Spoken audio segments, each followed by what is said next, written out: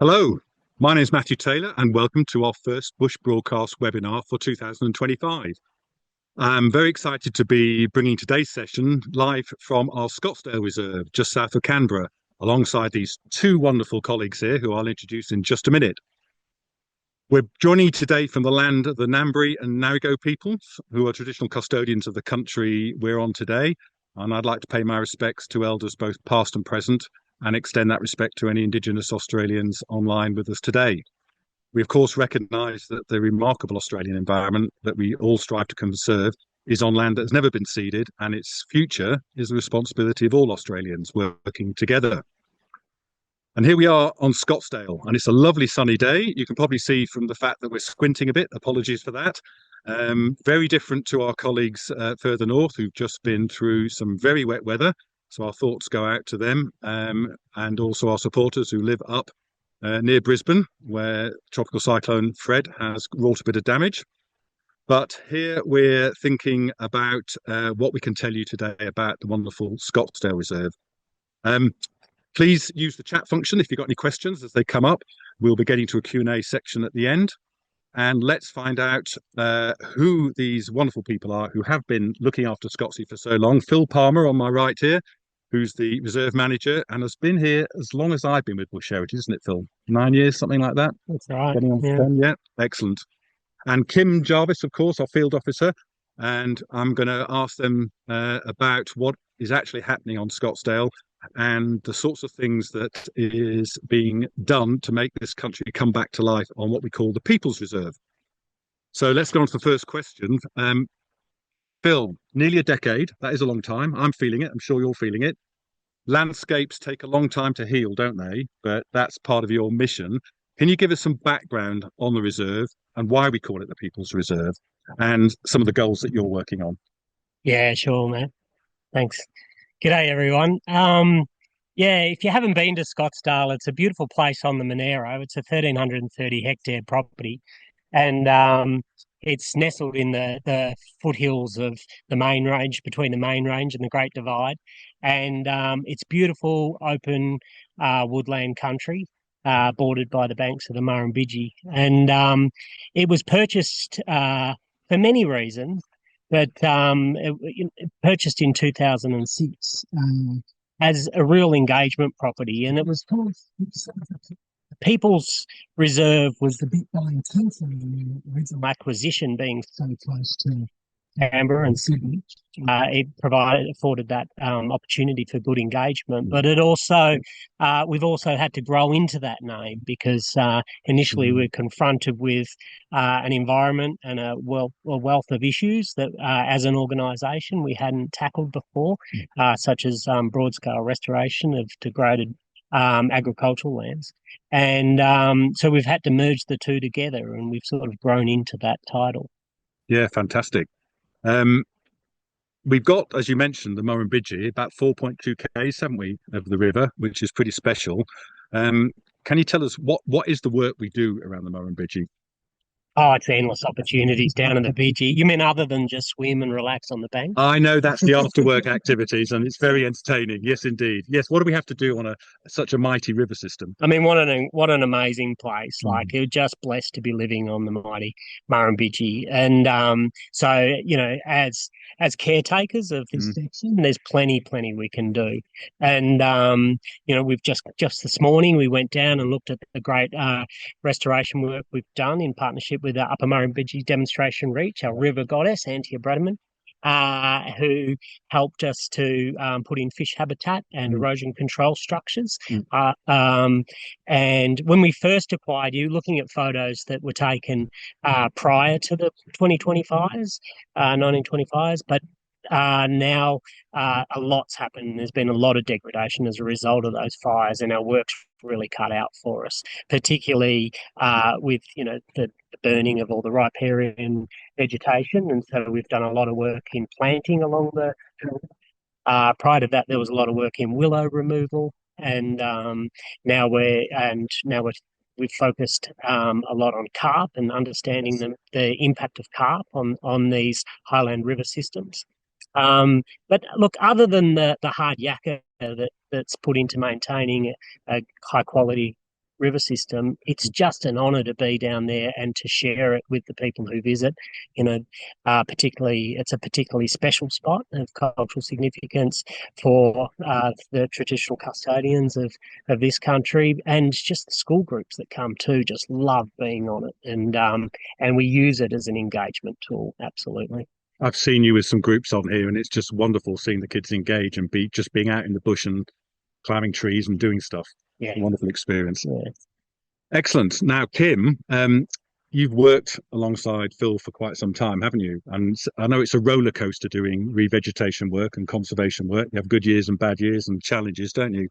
Um, what do you love most about the place? I'd love to get to the heart of why you're here, why you're working on the place. The diversity of the landscape and the diversity of the work plan. Yeah. On Scottsdale, working on one piece of land over extended periods of time through season by season, year by year, you really get to know that piece of land, and our understanding of it grows. So it's being able to work here enriches you rather than there's no such thing as a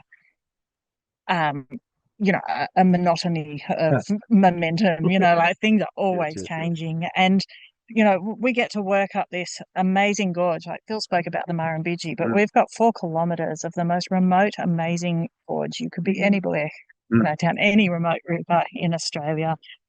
We get to work in the woodlands and the grasslands in our high country. We affectionately call it the high country. It's 1,000 metres of foothills that sit on the banks of the Murrumbidgee, but underneath Mount Clear.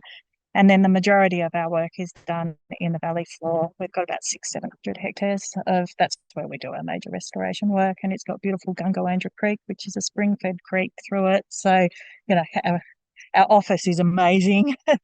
And we have a fantastic community of people, of volunteers, school groups, donors that come out and visit. And we, like the community and the team is just amazing as well. So, and we get to do conservation for the pure joy and fact of doing conservation, or, the hard work of doing conservation. There's no strings attached, which I love. And we live in the mountains. We're an hour and a half away from the beach and the snow, and it snows on the reserve, which is like the total feather in the cap. You're making it sound like conservation is just a joy and a blessing and not at all hard yakka. I know that's true as well, though. But thanks for sharing your sense of joy, Attic. Can you tell us a little bit about the habitats of Scottsdale? Because I know a lot of people are familiar with Scottsdale and many have visited, and there's lots of wonderful volunteers who've been down here. But I know it's an interesting landscape. It's got a very variety of different ecosystems operate here. Can you just run us through those? Yeah, well, with the diversity comes a whole heap of different ecosystems. We've got 2 key threatened ecological systems. They're a mouthful: white box, yellow box, red gum grassy woodlands, or yellow box grassy woodlands, and the Monero tabling cool temperate grassy woodlands, or snow woodlands. So the yellow box is quite a simple community, yellow box being particularly predominant, and then depending on your soil conditions, you'll either have candlebark or apple box that secondary dominant.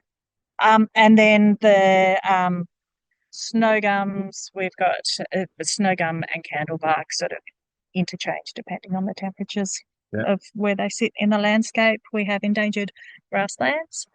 So we do a lot of weed management across them, and we've got winter and summer growing grasses and beautiful diversity of herbs and forbs, including the button wrinklewort. Oh, excellent picture timing.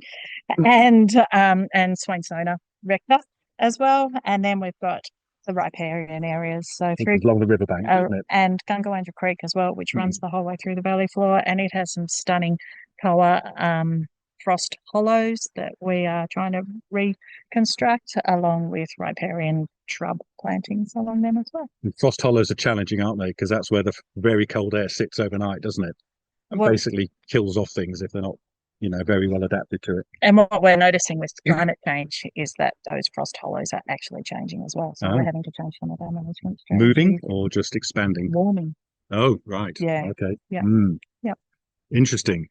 Well, I know planting and revegetation is a huge amount of the work that's done here. and we're sat right next to a wonderful native plant nursery. It'd be great to know a little bit about how you go about choosing the right seedlings and the propagating methods you use, and of course the planting methods, because I know there's been a lot of trial and error, hasn't there, over the years about the right way to put a tree in the ground. And so I'd love to hear what the formula is. It's Phil's formula. I'll have to kill you. Definitely Phil's formula. He has spent 10 years just tweaking and perfecting the formula. And because we have such a short planting season window, because we have frosts that are still pretty strong in September, and so we have to shorten our season at the beginning, and by December it is hot and dry. So we've got a short window, but we've also got conditions where we actually need to create some really good conditions for the plants in the first place. So we get an excavator out there with a big auger attachment on it. The holes are 60 centimeters deep and 40 centimeters wide. They get pre-hydrated water crystals, fertilizer tablets, 10 litres of water, and then we pray for rain. And if it doesn't come in January, we're out there watering. In January. But there's also little bits of engineering around every tree, aren't there? Remember Phil telling me you've got to put a little bit of a berm in downstream, so the flow of the water coming over the top will cool, sink in. We'll try to catch every little bit. There's the tree guards there, so they're nestled inside some wells. So what about the actual nursery itself? Because you've got a big range of plants. I was looking at it this morning. I've got 12,000 plants in the nursery at the moment. We aim to get between 8,000 and 9,000 plants in a year, and that is what we feel with this technique that we can actually achieve in a year with a whole bunch of volunteer help.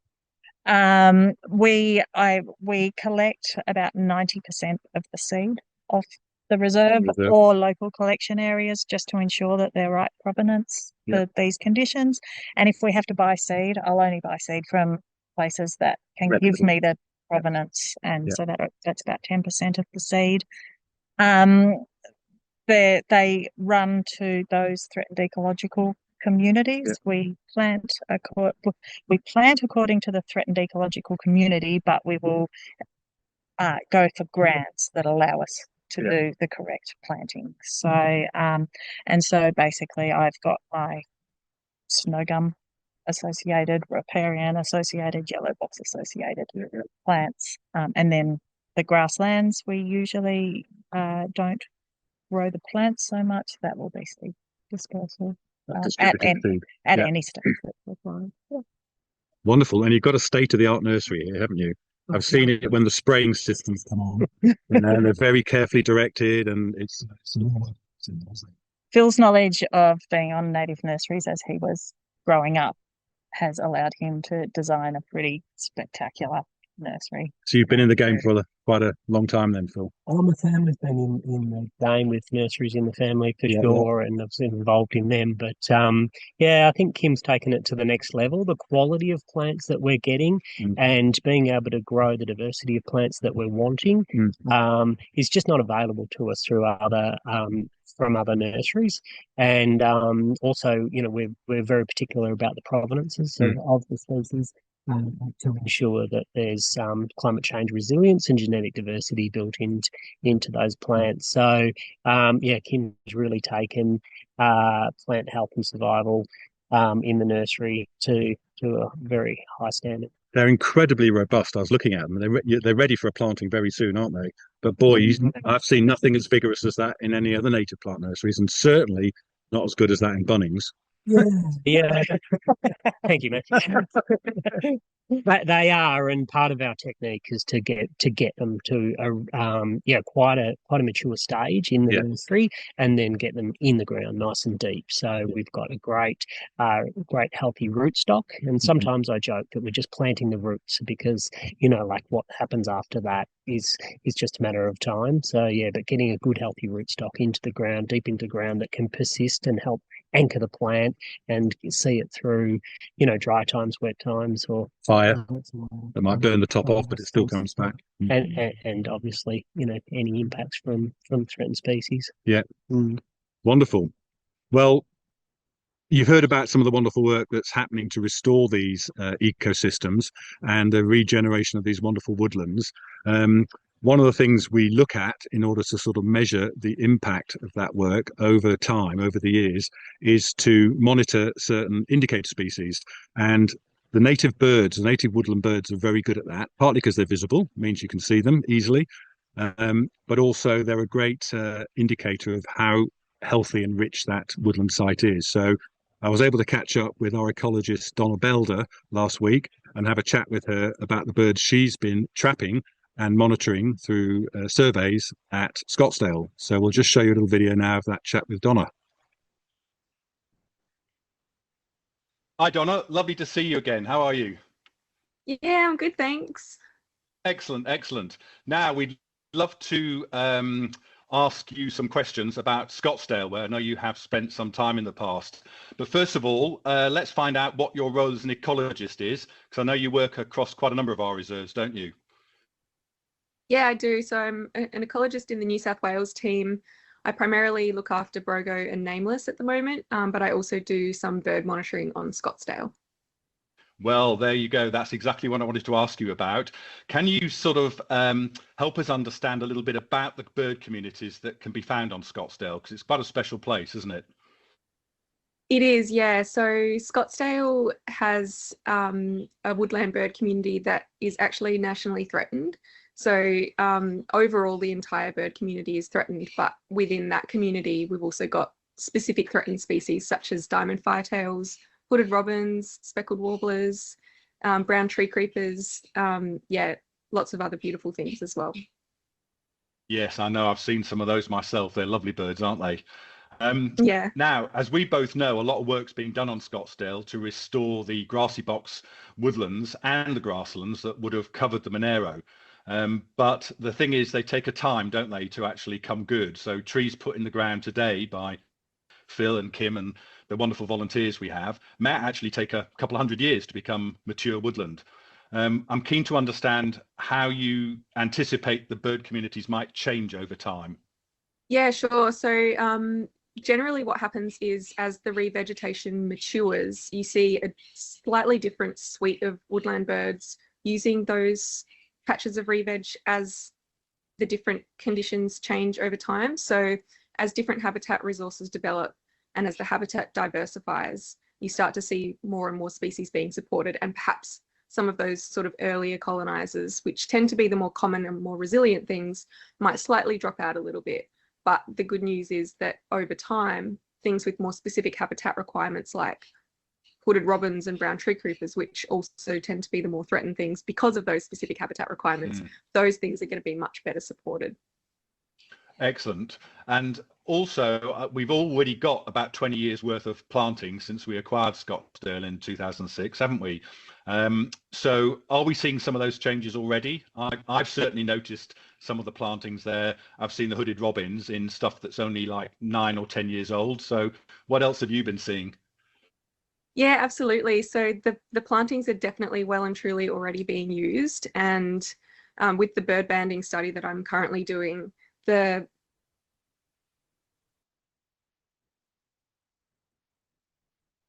plantings that are kind of about 10 or 20 years old are really great and tend to yield quite high numbers of birds. So yeah, it's definitely already having a positive effect. It's already happening, yeah, which is important, isn't it? Because when you put 100 trees in a day over a week, then it's nice to be able to see where predecessors, people who've done it before, are making a difference. Totally, Now, yeah. can you tell us, you've already mentioned there's a lot of threatened woodland bird communities there, and you've mentioned that you do a monitoring. How does that work, and what sort of monitoring are you doing to, get the measure of the changes over time? Yeah, so there's at the moment two components. So there's standard bird surveys, which is surveying for diversity and abundance using observational bird survey methods that we do twice a year to account for the seasonal variation in the bird assemblage on Scottsdale, because there's quite a few seasonal migrants. And then there's a relatively new banding project that's been going for a couple of years, which is actually catching and tagging individual birds to try and get a better sense of what actual population is doing. So there's two different aspects there which are helping us to better understand the bird communities on Scottsdale. Yes, I've seen some of the fantastic images of you with birds in hand, which is, it must be a rare treat to actually see them close up when you've got them out of the mist net. Yeah, it is. It's very special. Now, I also wanted to ask you, because I know you're a bit of a bird fan. As an ecologist, you take an interest, I know, in every group of plants and animals, but you're a bit of a particular fan of the birds, aren't you? So, is there anything really special that you'll be excited to see return, or you hope to see one day in Scottsdale that might not be very numerous at the moment? Well, I think what I would probably love to see is, and I know that you saw one when you came and helped me one time on Scottsdale, was turquoise parrot, because that's a fairly sensitive species that's quite rare in the region, but I feel would probably make it to Scottsdale more often if the habitat was a bit more extensive. So I know that kind of relies a little bit more on a landscape-wide approach, which obviously the work on Scottsdale is feeding into, but I would love it if we had regular turquoise parrots on Scottsdale. That would be amazing. Oh my word, me too. And a lot of other people I know. They are exquisite little beauties, aren't they? Yeah. Well, listen, thanks for joining me today and having a chat about the birds. I hope we can catch up sometime soon on Reserve. Thanks very much, Donna. Absolutely. Thanks, Matthew. So I hopefully gave you a little insight into some of the wonderful bird communities we have here. Now, I wanted to talk about the fires because I know that was a very traumatic event, 2019-20 fires at the time, Phil, which burnt most of Scottsdale, didn't it? And I remember at the time that felt like a disaster, but it certainly saw the loss of a lot of trees, didn't it? But it did have some benefits, particularly for the grasslands. And I'm interested to know how that might have impacted the sort of rate of regrowth. So any stories that you've now can look back on with perhaps a little bit less trauma? Yeah, I mean, it was interesting. You're right. It was overwhelmingly catastrophic, and there's no doubt that it had a huge impact on the reserve. And we're still seeing recovery, and very much felt like that fire targeted some of the older, the more established woodlands and trees across the valley. But it came. If you're going to get a fire, it came at a good time for us. It had been a long time since fire across the reserve. And, one of our main challenges here is the management of African lovegrass. And we've done an enormous amount of weed management and to kill the lovegrass. Yes.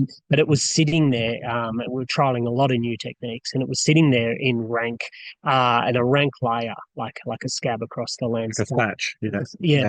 So the dead lovegrass was sitting there. And we were really getting to the stage where it's how are we going to get this off, Because you need to get that off to let the natures come through. That's correct. And it wasn't so obvious to just to burn it because lovegrass really enjoys fire, and the herbicides we've been using have a residual that's impacted by fire. But anyway, when this fire came through and did that job for us, we saw an amazing stimulation, just created the perfect conditions for them provided the nutrients, the space, the light, reduced competition for the native grasses and all of those things that have been suppressed by this thatch to just bring new life to the landscape. And we've really been riding that wave since. And we now have a better understanding of our survival rates of all our plantings since the fire, and really they're remarkably high. Even plants that were planted just months before the fire were still sitting at around 70 to 80% survival rate for most areas. So there was one site that was had a long-term monitoring across it, some of our oldest re-veg, and it was found to have pretty much 100% survival rate across all species bar one. Right. And that's with thousands of plants surveyed. So whilst we lost a lot of structure, like we lost everything above the ground, we were just remarkably surprised at how quickly the plants return to their former heights, despite being burnt to the ground, return to their former heights based on that good, healthy rootstock that they'd been building under the soil. So, yeah, overall, I am now of the thinking that, perhaps after 10 years, you should be introducing fire into your revegetation as a way of generating and naturalizing that. Because traditionally we plant in rows to allow for access to plants and to help with calculating compositions and distribution and to recreate the plant community tasks that we're trying to. And the fire just really helped to naturalize that. You've got a lot of coppicing, you've got a lot of plants coming up from the rootstock, particularly the Acacia species. You've got the obligate seeders germinating, and and it really, really did see some of our revegetation that was formerly looked like plants in rows just very much naturalize, and the ground cover. Nice, serendipitous. Yeah. That's fantastic. But what did it mean for your native grass seed orchards? And perhaps you better explain for the benefit of everyone listening today what a seed orchard is, because it's a concept that needs a bit of explanation. Yeah. Well, I mean, if an orchard somewhere where you plant trees and harvest the produce, a native grass seed orchard is self-explanatory. They were really stimulated by that need to put seed back into the landscape. One of the things that we were most confronted with after the fires was just how bare the land was. And it really felt like whoever got in first at that point would set the trajectory for evermore. And that's usually weeds, isn't it? It's often weeds, and I won't deny there was certainly a lot of weeds across the landscape, but for that grassy layer, given that we've done all that work in the lead up with serrated tussock and African lovegrass and other perennial exotics, there was a real opportunity to set the reserve on a new trajectory in those areas that had depleted native seed banks. So we through some good targeted funding for grassland recovery post bushfire, we were able to purchase enough seed to not restore the whole property, unfortunately, not to say the whole property, but just to put into designated growing areas, orchards, and then to grow that under really sort of good conditions in order to generate more seed and more seed. And we've been on that journey ever since of generating enormous amount of native grass seeds, which is very, very expensive, hundreds of dollars a kilo. And then using that in our restoration more broadly. Excellent. Yeah, it's been a great learning and great adventure. And it really is revealed as the second sort of chapter to Scottsdale of once you get rid of the weeds, then what? Then the exciting bit. Yeah, you create a vacuum, you need something to fill it. And if you can choose what fills it, you're better off. Well, one of the things you need to help you fill it is a lot of volunteers, isn't it? And Kim, I'd love to ask you about the amazing volunteer force that we have that support all this activity, because I know the two of you would simply not be able to do all this amazing stuff, would you, without the army, if that's not the wrong word, that describes the wonderful people that come in and do tree planting, do surveys, help you out as tradespeople. There's a huge story there, isn't there? Can you share a little bit what that's like?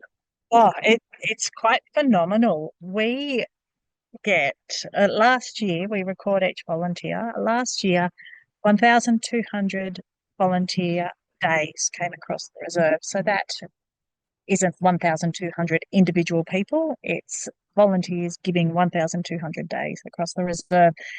To put that in context, it's like 3.3 people every single day. Oh, here's extra workforce. 7 days a week, 52 weeks a year.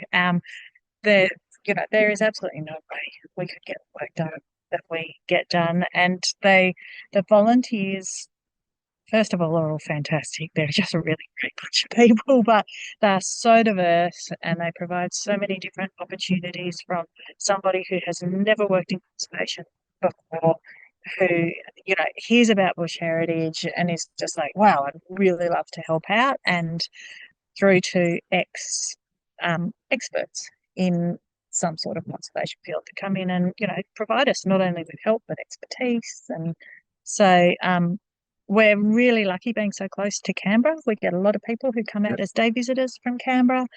We actually find that our reach from Sydney and Melbourne is incredibly good as well. And we have this wool shed and a new building being built as well, which provides for accommodation for people who don't want to camp. And we've got big areas where people can camp as well. And currently the wool shed, we've got, kitchen and showers and all of the different facilities as well. So you don't have to be fully self-sufficient. All the mod cons at a basic level. Yeah. Yeah. Wonderful. So, and we've got an open door policy on Tuesday, Wednesday, Thursday, booking through Nina, our volunteer coordinator. Yeah. And there's two ways. Like, you can literally go, hey, I've got this date, like, can I come along? And you just work alongside us with whatever we're doing, or we'll actually put call outs out for certain activities that we know that we're just not going to get done. So I've got some volunteer days working in the nursery, making soil, packing pots, because the soil has to stay fresh. And then I've got, a month to sow 12,000 pots.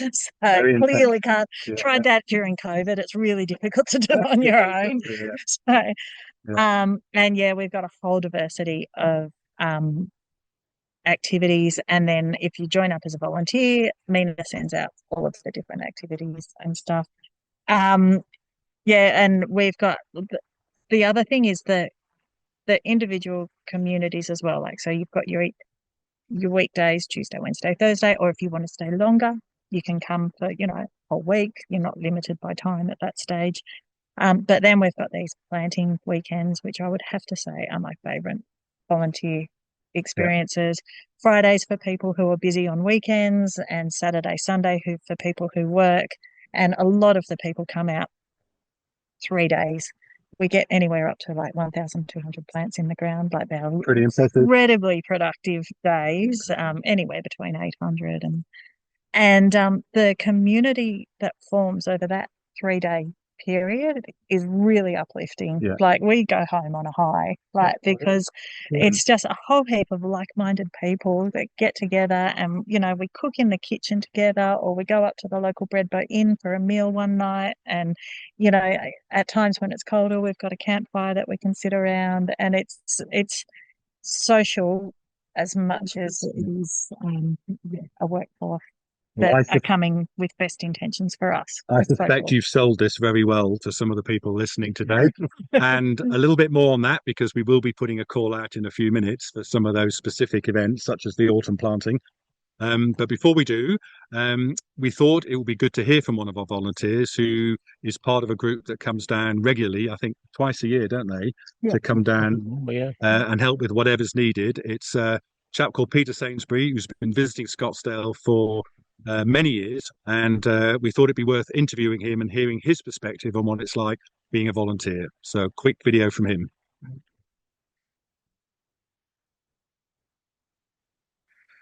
Well, Peter, hi, great to see you. Thanks for coming in today. Thanks for inviting me along. Well, we'd love to get inside what it's like to be a volunteer. You've spent a lot of time at Scottsdale, I know, over the years, and it would be great to understand what's special about the place and what is it that keeps you coming back. Every one of our properties is special in some way, but the thing about Scottsdale is it's quite close to population centre, so it makes it relatively easy. I've also been up to Yorker in North Queensland, and to Tarcutta, which isn't far from Scottsdale, but the one we regularly go to is Scottsdale. And it's a combination of the sort of lowland, where we've done a lot of tree planting, and then what we call the sort of high country, but it's not actually that high compared to the rest of the, the Snowies and all the rest of it, but it's certainly higher than the valley. And then, of course, there's the attraction of the river, the Murrumbidgee, which is fantastic, running along the edge of it. We've had the opportunity to go on the Murrumbidgee a couple of times doing some work. I don't know, it's just been part of bush heritage, So whilst it's great to go to Scottsdale and over now 9 years, you can sort of become part of the Scottsdale community. But it's great to feel that you're actually doing something practical, and you feel part of bush heritage, which I think is great. I really like that. And is there anything specific in terms of the activities that you've enjoyed? Because I think you've turned your hand to quite a lot of things that Phil and Kim have had on their work programme. Yeah, well, the first time I went was in 2016 when Sally and David Rickards invited me down. And I'd recently retired, so I was looking to get into this sort of thing. And that weekend, we removed fences. And I can tell you, it was hard work. The most thing we've done is tree planting, and you get very clear instructions from Phil and Kim about that. They're great at telling you what they want and very gently correcting you if you're not getting it quite right. Phil's very good at that, but he does it in a great way. But we've done other jobs as well. We've also done tree poisoning along the Murrumbidgee, where there's the willows, dreadful sort of invasive species. And so we poisoned some of the trees along there. We've done a bit of road repair on occasions, particularly up in the high country. Also weeding and spraying, potting out, particularly for Kim, into the rootstock, moving it in the nursery. So yeah, a whole range of jobs. And you mentioned you've been doing this for 9 years. That's probably long enough to have actually witnessed some of the change and the impact over time. I guess before and after the big bushfires that went through. And of course, all those thousands and thousands of volunteer hours that are put in at Scottsdale. What have you particularly noticed in terms of changes there? Well, you can undoubtedly see the changes from the plantings. That's apart from anything else, of course. When you plant, you put a tree guard around it. Yeah. You can see that people have been working, and they're small still. But then after a few years, they get bigger and bigger, and we remove the tree guards and so on. All the fences, as I've said, have pretty much gone now. It does vary a bit in how green it is and how brown it is. With the sea. Well, and over the years, not just the seasons, but the years, how much rainfall. Scottsdale's quite dry and quite cold. Yeah. So in actual fact, the trees grow slowly there. You don't see them 10 feet high in 2 or 3 years. It's slow growth. Well, listen, you must have met some other interesting people over the years. What's that been like in terms of the camaraderie and the sort of work ethic down there? So you meet all these people who are keen on the environment, keen on bush heritage, Chris and Gina Grubb and so on, people like that.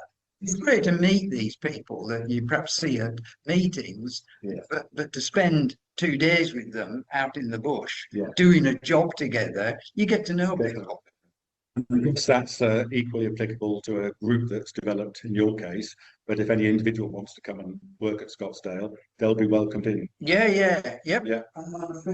Phil and Kim have always got jobs to do. There's no doubt about that. And I mean, the thing about Scottsdale is because it's close to Canberra, Cooma, Goulburn, it's about 3.5 hours from Sydney. They actually have regulars who go like every Wednesday and every Thursday and so on. So it's not just our group. There's loads of volunteers at Scottsdale, and you meet them and why they're doing it, why they're interested. So yeah, there's tremendous camaraderie there. Sounds like there's something for everybody. There is something for everybody. Well, listen, thanks for coming in and sharing that experience with everybody today. It is such a special place. It is. If anybody is interested in volunteering, then we'll stick the contact details in the chat. And if anyone wants to just have a bit of a talk, they can get in touch with me. I'm happy for people to contact me. Oh, thank you. And, excellent. Have a bit of a chat about it. They can join our group. Fantastic. Well, there you go. There's a very special invitation from our wonderful guest today, Peter Sainsbury. Thank you very much, Peter. Thanks a lot. So as you can see, Peter's a great ambassador for Scottsdale and for the work at Bush Heritage. And even the way he talks, you get that sense of ownership once you've been here a few times. So I know Kim's keen to put a call out for the autumn plantings. So our wonderful producer Megan's going to put in some links in the chat, giving you the opportunity to have a look at the upcoming opportunities. Anything you want to add to that, Kim? Just to welcome people to come along to those? Oh, we would love people to come along. Yeah, it would be wonderful. The more, the merrier. As Matthew was saying, the plants are bursting out of their pots at the moment, so we would love to get some in the ground. Just quickly though, it was my 50th birthday 2 summers ago, and we were doing a planting weekend, and Peter Sainsbury and David Rickards and the crew were all down on a planting weekend, and it was morning tea on the Sunday morning of my birthday, and they snuck up to the car and came out and whipped me out a cake from Sydney, from this exclusive cake shop, and sang me happy birthday, and we all sat in the field having a happy birthday morning tea. It was just beautiful. So Good morning teas are the real reason why we that was awesome. What a lovely, Felt really special. absolutely well deserved, I think, because you've got to handle a lot of people and a lot of jobs all the time. Well, listen, to finish off, let's look ahead. Let's look a long way ahead. You've planted a lot of trees. You've improved the ecological condition of the landscape and done a lot of control on invasive species. What's the next big, broad vision for Scottsdale? You mentioned, Phil, that you think we're in a new phase. Can you articulate how you see that might take us forward in the decades ahead? Yeah. Oh, absolutely. I mean, I spend a lot of time thinking about a vision for Scottsdale to see past, the challenges that are immediately in front of you. And I see restoration, particularly ecological restoration, when you're working across many fronts and you're trying to increase, a whole range of factors that for ecological health, such as connectivity and diversity and absence of threats. But looking past all of that, I really see, I can really start to see us emerging as being a great demonstration site and training grounds and engagement site for people wanting to do similar things. It's not enough that we do restoration in national parks or just in private conservation. Yes. We have to be reaching the broader community. I really see conservation as a people issue, and that's the big drive for engaging people on the journey, but also engaging the schools and the wider community to be able to share the practices and the lessons that we've learned, and to be able to roll them out broader afield. So I envisage a well-connected landscape with many forms of conservation across that better supports great movement of birds, altitudinal migrants, and healthy rivers, and people engaged with good ownership and a passion for looking after the land. And I guess we'll always want volunteers, won't we? Conservation work is never done, is it? No, that's right. And volunteers are really, make what we do feel achievable. You can be pretty overwhelmed by what confronts you sometimes, and but we're really fortunate here to have access to such a great group of people that give us wins every day, measurable wins every day, and can definitely stand up on the hill and look over the reserve, over the high country, and feel like that we're winning. And I believe we're winning, and that's super important. That's important, I think, for anybody who's participating in conservation, isn't it? That there's always challenges, there's always threats, there's always bad things happening, but you've got to have a sense of winning and moving forward, don't you? To absolutely keep you going. Yeah. Well, listen, let's move to some questions, because we've had a lovely string of questions coming through, and I'd love to see if we can get through them all. First of all, we usually talk about invasive species and threats we didn't have time on this occasion, but there is a question about, do you have any particular challenges with eating of the plants? And I know a few minutes ago we were looking at one that the deer had managed to strip the bark off. What sort of other challenges do you get from? Yeah, look, like the use of tree guards is a necessary evil, unfortunately. And my best advice is, if you don't need them, don't use them. But we do need them, and because of the grazing pressures, particularly from a growing number of deer through the really serious, big animals, many species, and operating in the wee hours of the night. So we do have a high impact from the browsing of deer. We've done some really great rabbit management over 10 years of real concerted efforts. Rabbits are almost a zero impact on our restoration now. But then, you'd be surprised, but even something like a tree guard in a riparian zone can really minimize the impact of damage from pigs that are moving through that creek area and turning over. They just the tree guards. So look, we have a bit of browsing, but look, often it's just having good, healthy wildlife in the area. There's a lot of pressure on those trees, whether it's just wolves and wallabies and wombats and Another question here is about the waterways, because you mentioned Gungawandra Creek, and I know part of the damage to the landscape is there's erosion, isn't there, along some of the gullies? And Rob Buell has put a question in saying he'd be interested to learn about any efforts to reconstruct chains of ponds and the eroded waterways that we have here. It's been a significant, really large focus of reserve staff and bush heritage to restore the waterways. We've inherited a really incised landscape here, and some of these problems are huge. And in the early days, there was a lot of soil con works with massive diversionary swales, and but more recently, we could put claim to a lot of work in ensuring in-stream vegetation for helping to trap slow waters and trap the sediments. And so we have great reed beds. And that's putting a dam in first, isn't it? No. Just reducing grazing, making sure that they're not being turned over by pigs, they're not being eaten out by stock. They're just allowing the riverways to settle and stabilise and to work at unique points. So there has been some structures put in place to prevent the movement of erosion upstream, and they've been really effective. But also just if you look,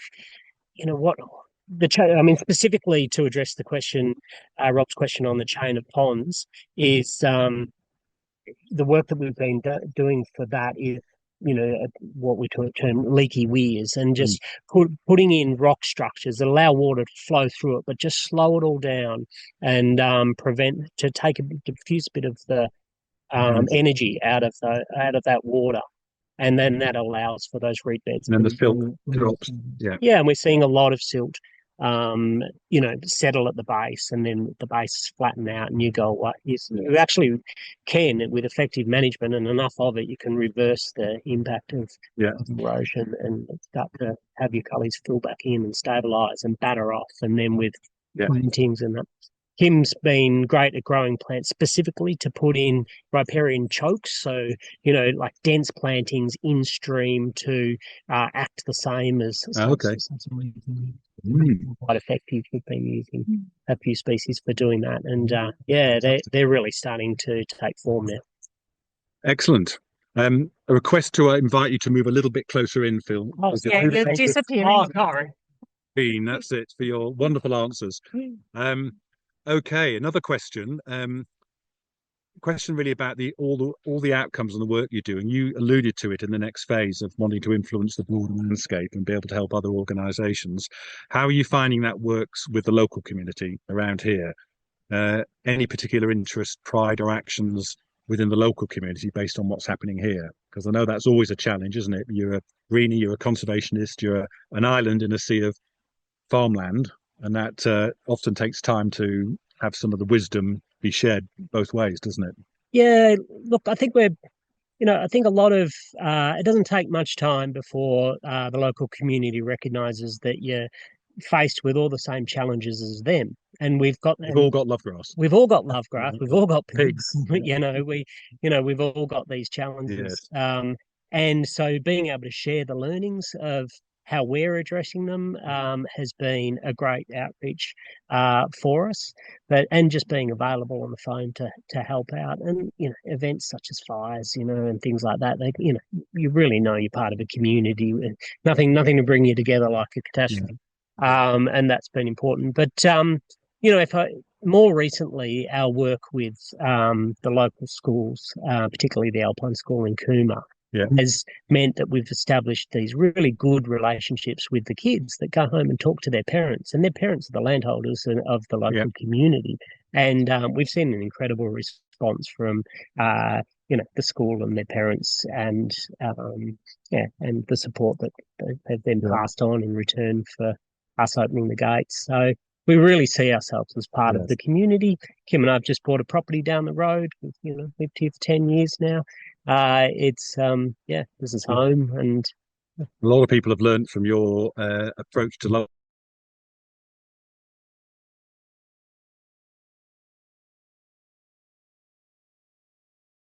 Folks, we're back. Apologies for that technical break. We were caught short by battery power despite backups, but we're back in the wonderful woodshed that we mentioned earlier on, and handling a few of the last questions from Phil and Kim. So let me just bring those up so we can cover off on some of the questions we had.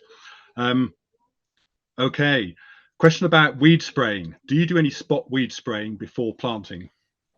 Oh, good question.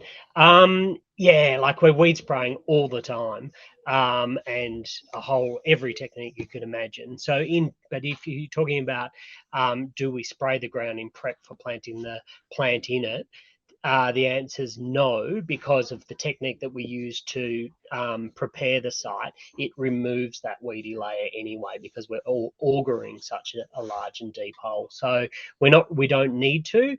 And some people will do a strip of spraying, but we found that just promotes sort of a weedy flush across that strip thereafter. So I kind of like the idea of almost hiding the plants into the existing area. But having said that, we will have done most of the weed management in the years leading up to that being planted.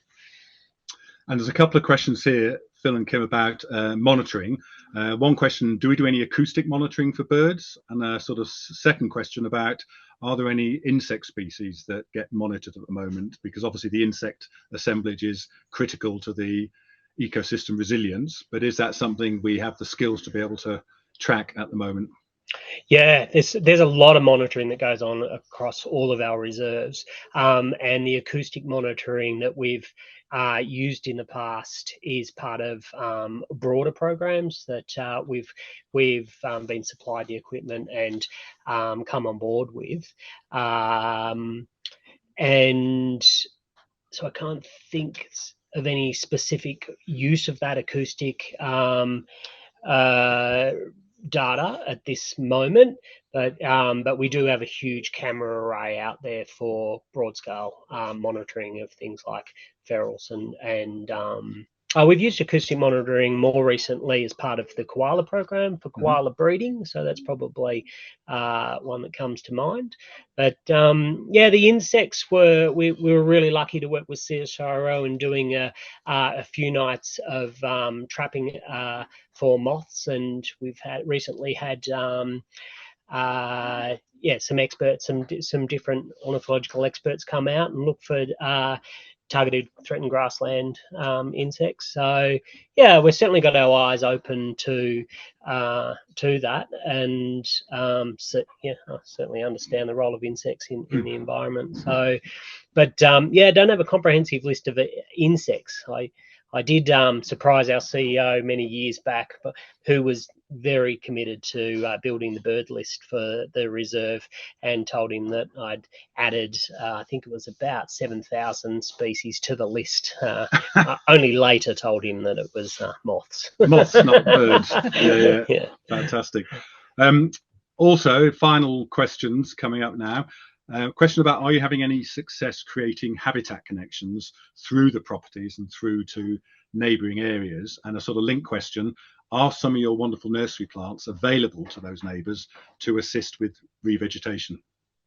So part of the re-veg plan is creating connectivity. So we actually identify areas that have the potential to create good connectivity across the reserve, from the east of the reserve to the west, and also the north to the south as well. We are part of our riparian planting as well. Gungawandra's Creek just goes straight down the centre of the valley floor, so we're able to, create a grid and a hatch of connectivity across the reserve with very specific re-veg planting sites. And we'll access different grants for that as well. Like we've got the koala habitat, koala connectivity grant. It's a yellow box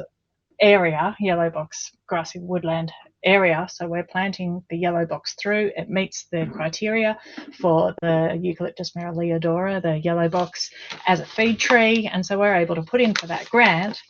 It's an area we would have done anyway, like it was key on our re-veg plan, but we were able to access that grant as a koala connectivity. Obviously, every other animal, bird, is going to access that connectivity as well. Neighbours, the nursery's a little bit of a tricky one because we specifically only grow for ourselves. At the moment, there's not, but I would love to be able to provide some plants. But we also do have Greening Australia up the road. Breadboat Landcare provides trees as well, and there's all local community grants where people are able to access plants. But saying that, we have the neighbours on the farm next to us have only just last week reached out and asked if we could get some plants across to them. So certainly add it to our 50-year vision. Yeah, excellent, excellent. All right, last question, and I think I can answer that because I heard them with you this morning, is how are the gangangs doing post-fire, Phil? The gangang cockatoos, that is. You were having a gangang shower this morning. Yeah, they were calling, weren't they, up in the hills above us, so they haven't suffered too badly. They're around. Yeah, I'd hate to misspeak, more broadly, but on Scottsdale we've seen really great gangang numbers since the fires. Yeah. They have a broad diet, and that's to their advantage and to their strength. And So look, I mean, they're doing really, really well, and we've got breeding sites across the reserve, and they're certainly making the most of the trees that are there. And same with the yellowtail blacks. They actually really enjoyed getting into the grubs that take advantage of the dying burnt trees. No, we've had pretty good numbers, I would think. Fantastic. Well, listen, we better wrap up, folks. We've gone a little bit over time. Sorry about the technical glitch this time. First time it's happened to us. We'll need bigger batteries, clearly. And for those of you who stuck with us and got a cup of tea, thank you very much. Hopefully that rounds out the story for you. And look forward to seeing you all again in about a month's time when we are talking to our Executive Manager for Science and Conservation, Dr. Rebecca Spindler, who is going to take us through the arcane art of how we choose our properties and how we make decisions about which of the properties that we think Bush Heritage should buy. So join us, please, on April the 23rd, if you'd like to, for that. And in the meantime, if there's any questions we didn't get to, we'll follow up with those and get back to you on that. Thanks for joining us today. Thanks to the wonderful volunteers who have already made a difference to Scottsdale, and hopefully you've been inspired listening to Phil and Kim today to consider coming along yourselves and seeing just how great Scottsdale is. Thanks, Phil. Thanks, Kim. Thanks, Matthew. See you next time. Thanks, everyone. Bye.